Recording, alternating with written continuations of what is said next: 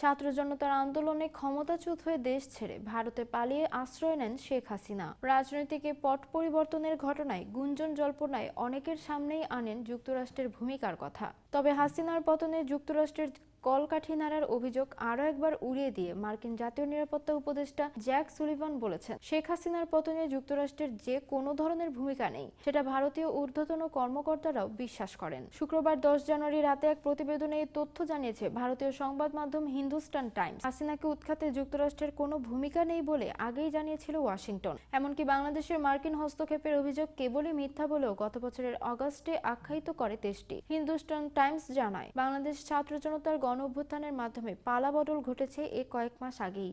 সম্প্রতি দিল্লি সফর সম্পূর্ণ করেছেন মার্কিন জাতীয় নিরাপত্তা উপদেষ্টা জ্যাক সুলিভান।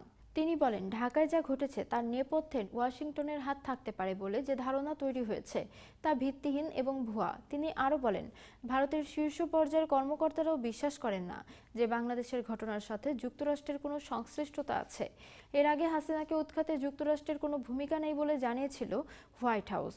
বাংলাদেশের সরকার উৎখাতে যুক্তরাষ্ট্রের জড়িত থাকার অভিযোগের বিষয়ে জানতে চাওয়া হলে গত বছরের অগাস্টে হোয়াইট হাউসের মুখপাত্র কারিন জা-পিয়েনে এক প্রেস ব্রিফিংয়ে বলেন, আমাদের আদৌ কোনো সম্পৃক্ততা ছিল না। যুক্তরাষ্ট্র সরকার এই ঘটনার সাথে জড়িত ছিল বলে যদি কোনো প্রতিবেদনে বলা হয়, তা গুজব ছড়ানো হয়, তবে তা নিছক মিথ্যা কথা। মূলত গণ আন্দোলনের মুখে ক্ষমতা ছেড়ে পালানোর পর ভারতের ইকোনমিক্স টাইমস পত্রিকা তাদের একটি প্রতিবেদনে হাসিনাকে উদ্ধৃত করে বলেছিল, যুক্তরাষ্ট্র তাকে ক্ষমতাচ্যুত করার ক্ষেত্রে ভূমিকা পালন করেছে, কারণ তারা বঙ্গোপসাগরে বাংলাদেশের সেন্ট মার্টিন দ্বীপের নিয়ন্ত্রণ চায়।